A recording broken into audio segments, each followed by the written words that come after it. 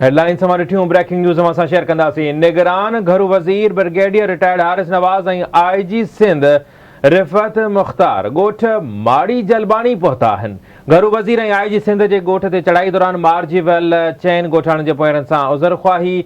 Breaking news असां share कयूं पिया। सकरन मां निगरान घरू वज़ीर ब्रिगेडियर रिटायर्ड हारिस नवाज़ ऐं IG सिंध रिफ़त मुख़्तार ॻोठ माड़ी जलबानी पहुता आहिनि। घरू वज़ीर ऐं IG सिंध ॻोठ ते चढ़ाईअ दौरान मारिजी वियल चइनि ॻोठाणनि जे पोयरनि सां उज़र ख़्वाही कई आहे।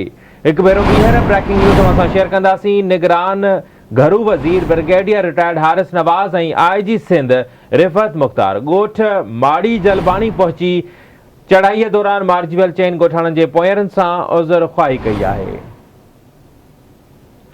तफ़सील मालूम कंदासीं। ग़ुलाम क़ादिर चांडियो असां सां लाइन ते मौजूद आहे। जी ग़ुलाम क़ादिर, छा तफ़सील आहिनि? ग़ुलाम क़ादिर, अवां ताईं आवाज़ अचे पियो?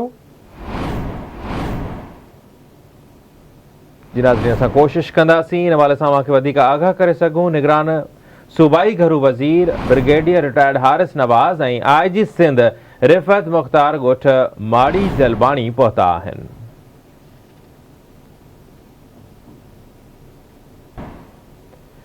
जे नाज़रीन असां हाणे जॉइन कयो आहे। ब्रेकिंग न्यूज़ असां शेयर कयूं पिया। घरू वज़ीर ऐं IG सिंध ॻोठ ते चढ़ाईअ दौरान मारिजी वियल चइनि ॻोठाणनि जे पोयरनि सां उज़र ख़्वाही कई आहे। निगरान घरू वज़ीर ब्रिगेडियर रिटायर्ड हारिस नवाज़ ऐं IG सिंध रिफ़त मुख़्तार ॻोठ माड़ी जलबानी पहुता आहिनि।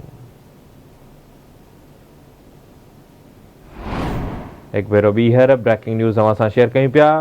सकरंड मां सकरंड वेझो ॻोठ माड़ी जलबानी में निगरान घरू वज़ीर ऐं IG सिंध पहुता आहिनि। असांजो राब्तो बहाल थी वियो आहे। ग़ुलाम क़ादिर चांडियो असां सां लाइन ते मौजूद आहे। जी ग़ुलाम क़ादिर, कहिड़ा तफ़सील आहिनि?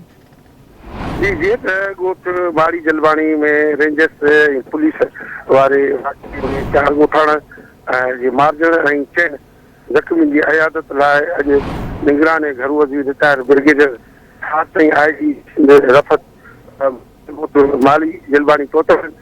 उन्हनि पोयनि सां उज़र ख़्वाही कंदे वाक़े जो अफ़सोस जॾहिं त फौजियुनि जे लाइ 80 लख ऐं ज़ख़्मियुनि खे 20 लख ॾियण जो ऐलान करण सां गॾोगॾु उन्हनि जे पोयनि में जेको उन्हनि जो औलाद आहे उन्हनि जी तइलीम जी किफ़ारत करण जो ऐलान कयो आहे। जी वॾी महिरबानी ग़ुलाम क़ादिर।